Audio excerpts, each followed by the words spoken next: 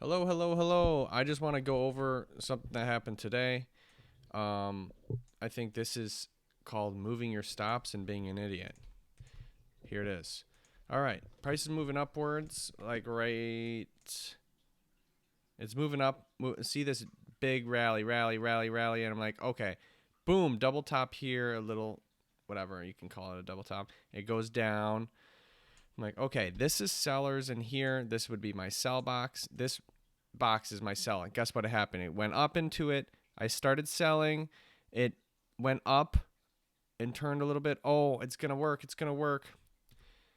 And my stop loss is here.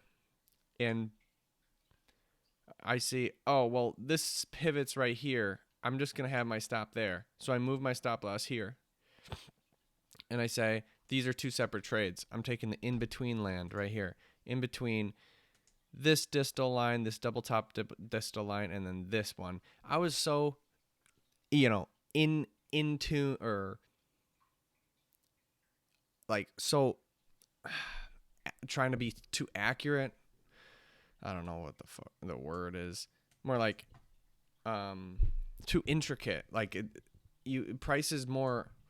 You got to zoom out, bro. Zoom out, zoom out, zoom out. But I was looking at the 3 minute, and I'm just zooming in, and just zooming in and in and making the zone smaller and smaller and smaller. And that's what happens. It just runs up and breaks it.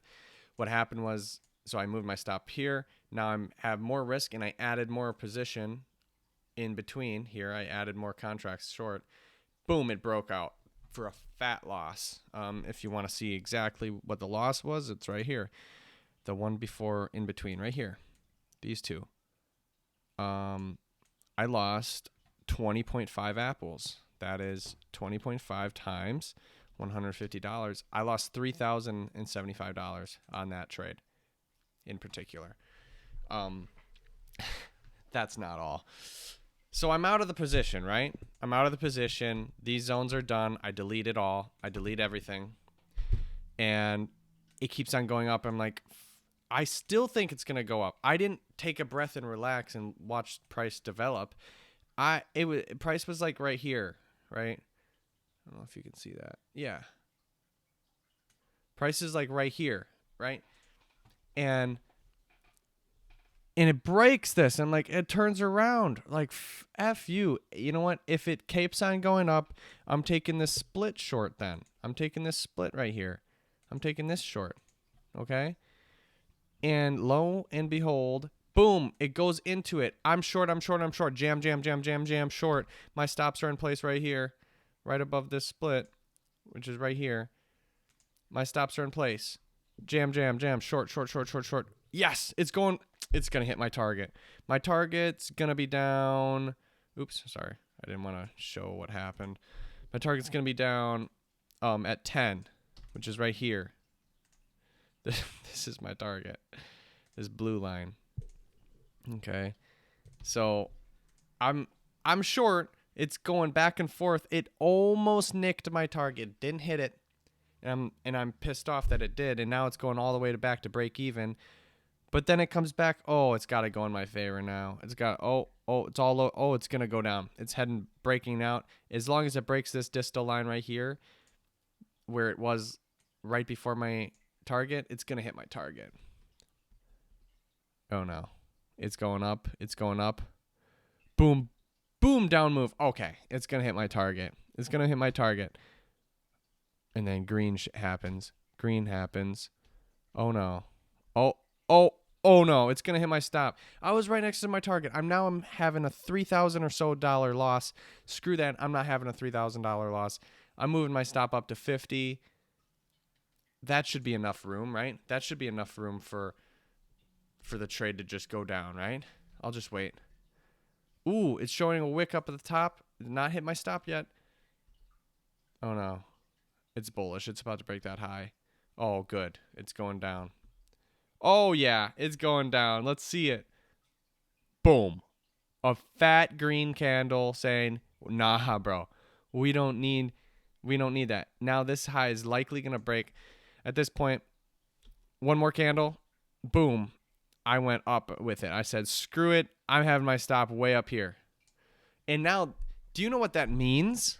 I was risking $15,000. That's what that means, because I had the same size as I was using for this in-between zone, this tiny zone right here. The risk on this trade went from here, this zone, all the way up to this red line. That is $15,000. That's no longer $3,000. That's $15,000. So I'm talking to myself right now. Just when you're looking at that, your risk on the trade for this one is good. All right, you're risking a lot of contracts for this, but you can't have this trade with this risk, this gigantic risk box, because what can happen is price can literally slice through it. Even if it's this large, it still can. It still can. And luckily today it didn't. Today it didn't. All right, but tomorrow it can. And I got away with it today. And I just want to say that.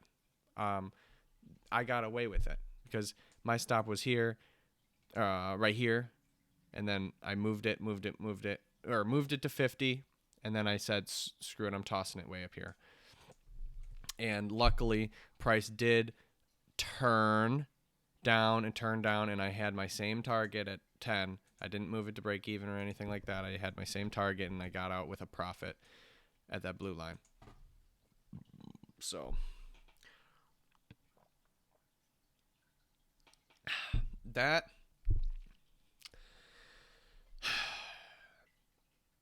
is me getting away with it. And that's not proper trading. And I don't know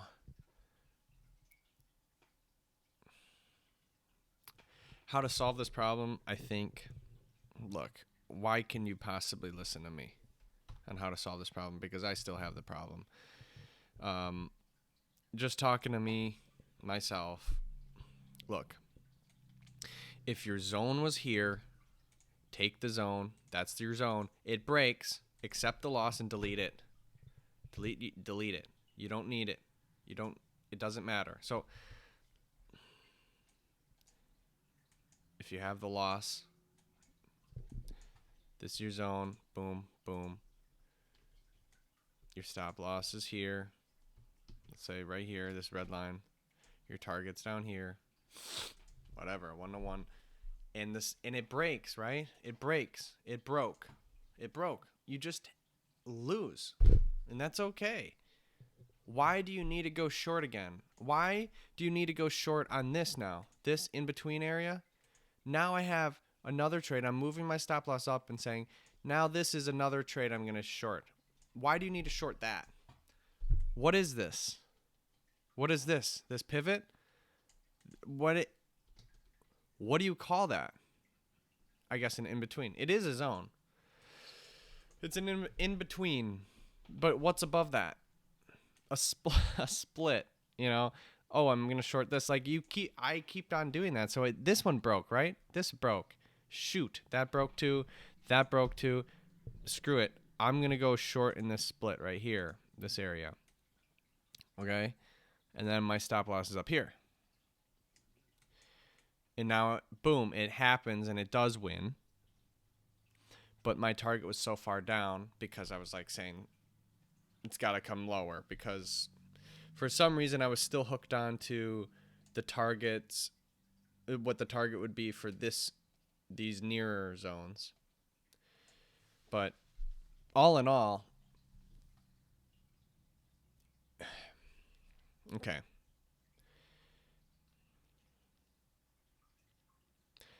Even if you do take these crappy trades, okay, not crappy, but something like this, sure. Even if you do take it, if you have small risk on, it can lose. But I don't like the idea of taking a short right next to another short. In my opinion, the whole point of holding levels, the whole point of my strategy is having a trade in which I don't want to be in the market past a certain point. I don't want to be short past this red line right here because there's nothing above it until here.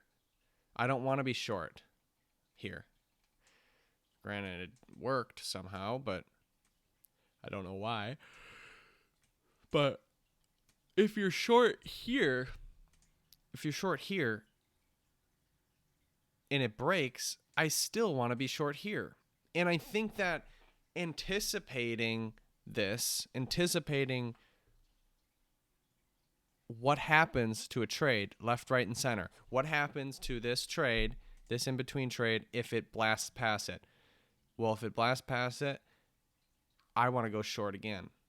Okay? If that's the case, then all right, screw this. Wait for price to go blast past this and then go short on the next trade. Don't omit this trade then. Omit it, because if it blasts past it, which it could happen, then you're short here. What happens if it blasts past this short? If it's been blasting past all of this in the same one, I don't know. I think I'd be short up here then. But this is a gigantic gap, so you can just get out of the market there. So you wouldn't want a re-entry. All I'm saying is this in-between zone you're taking and the zone underneath it, if you plan out like, oh, what happens if it slices through it? What happens if it doesn't? What happens if it works and then slices through it? Then I wouldn't want to take this. Why? Because you got your profit out of it? No. It shouldn't be based on your account. It should be based on objectively what do you think is going to happen. So the takeaways are, don't take trades in which your stop loss is bordering upon another area of shorting or another area of the same direction trade. So don't do that. Otherwise, you're going to move your stop loss all the way up. This is a prime example. This is fine. You can have your stop loss at this red line, this split area you can use, because there's a large gap until the next area of supply that I'm looking for. This one wasn't. This one was right here, and boom, if it breaks, right here is another area, an in-between area. In-between zones can work. It's a lonely pivot in between. It can work. It didn't this time, but I'm telling you it can work. I've seen it. I have a lot of pictures of them. In-betweens can work for a lower win rate but higher risk reward. When it does work, it works for like a 4-to-1 because there's such a narrow zone. A 4-to-1 or a 3-to-1 up here, a 3-to-1 is right here. A 4-to-1 is this blue line. I mean, this is not very far. You're not even breaking the pivot in which it came from. You're not even asking it to break that, and you get a 4-to-1. And a 4-to-1, you only need to win 20% of the time to be break even. 20% of the win rate to break even. So no, the first takeaway is don't have a trade in which the stop loss is bordering upon a trade in the same direction that you're willing to take, again, because otherwise you're going to be tempted to move the stop loss. Takeaway number 2 is know the risk reward that's appropriate for the trade. So this in-between zone right here, highlighted from here to here, this in-between zone from distal line to distal line, protecting for free space of 1 right into the next zone though, unfortunately. If you were to take this zone, I probably wouldn't, because there's a zone right above it. If it was free space, which sometimes happens, if it was free space, then I would be taking this zone. But it's not free space, and we want to take quality, so we wouldn't take this zone. But if you were, whatever, and if this was free space and this zone wasn't here, and it was just free space, let's just say you don't want to take a 1-to-1, because a 1-to-1, if this zone's going to work and turn around here, it's likely going to work for more than a 1-to-1. Otherwise, it's going to slice through it because it's so narrow. So a narrow micro zone yields high risk rewards like 4-to-1, 5-to-1. These are high risk rewards, and you shouldn't be going for 1-to-1s. So I was going for a 1-to-1, I believe. I think I was. Yep, I had my target at 1-to-1. and high risk. Look, you can have higher risk for a smaller risk reward, right? Generally, a risk reward of 1 to 1, you have generally a 50% chance of winning and 50% chance of losing. That's just standard mathematical. That's not experimental probability. That's whatever, the practical probability. I don't know the name of that, but a 1 to 1, you can risk more. Why? Because you have a higher win rate. If you have a point, your target is $50 and your stop loss is $100 away, your target is a 0.5 to 1 risk. 0.5 is going to be hit likely 66% of the time. Therefore, you can risk even more than a 1 to 1. You can risk more. But if you have a trade like this, that when it works for a 3 to 1 or a 4 to 1, but otherwise it can just get sliced through. Don't be going for 1 to 1s, and don't be going high risk. Go low risk, because it's more likely to lose. I risked $3,000. That's high risk, especially on a micro trade like that, something that's so small, because they get sliced through. So that's the second takeaway. To match the risk reward and the risk appropriate to the actual trade. And this is trading in a nutshell, in my opinion. When you're a freelance trader that has a lot of discretion at their hands, what is your bet? Is the bet going to be a far away bet? Like it's going to go big? Then risk smaller amounts because it's a further away target. Why? Because it's a higher risk reward. It's generally less likely to win. It actually is less likely to win. So don't risk a lot on those. But if you have a target really close, then risk a shit ton. You can risk a shit ton because it's likely to win. And not a crazy shit ton. Just, you can risk a heavier amount for a 1R. I was thinking, I want to just go for a 1R on this so I can risk a lot and make a lot. But really, I'm looking at the account instead of looking at the trade. It all goes back to the trade. This, in every different event, I would say is going to be a 3 to 1 or a 2 to 1, and I can risk smaller because it's likely to lose anyways, and I'm fine with it losing. But today, because I was down so bad, I was like, I just need to get a 1 to 1. You can't make a trade a 1 to 1. A trade is what it is. A trade is a 3 to 1 or 4 to 1. This is a 3 to 1 or a 4 to 1 type of trade. And if you go for a 1 to 1, it's not efficient. It's not probable. It's not probable or profitable. Okay, so don't go for it. So say, screw it. I'm not even taking this trade. I'm not even taking it. This one, a holding split, especially of this size, this is not narrow. This can go for a 1 to 1.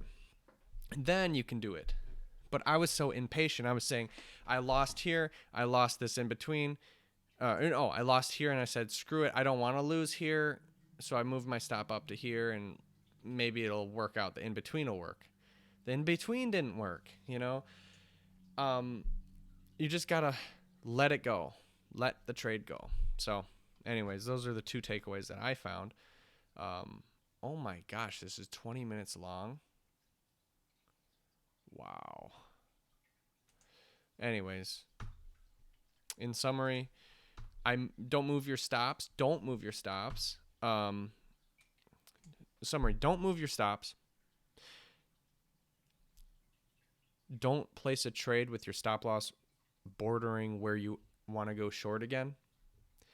Find the last one. And if price gets to the last one, that's your boundary, and then you can actually place the trade. Third takeaway, last one, is match your risk reward and your risk dollar amount to the trade itself, and the trade dictates that. Not your account, not how you're feeling, not what you need right now. Match it to what the trade entails. And a narrow trade if you need a win, a narrow trade, something that's such a tight zone, those can get sliced through, dude. Those go zero. Those can get sliced really right through, clean through, especially in a smaller time frame like 5 minute. So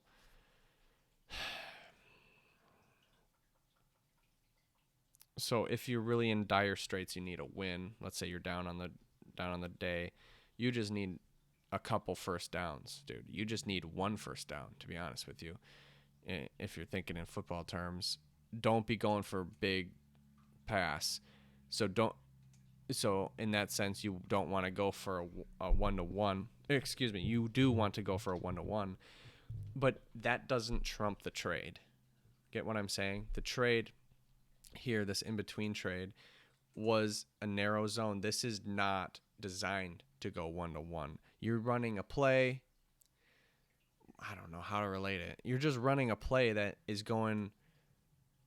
You're asking it to go 1-to-1, but it's not designed to go 1-to-1, and it might not work.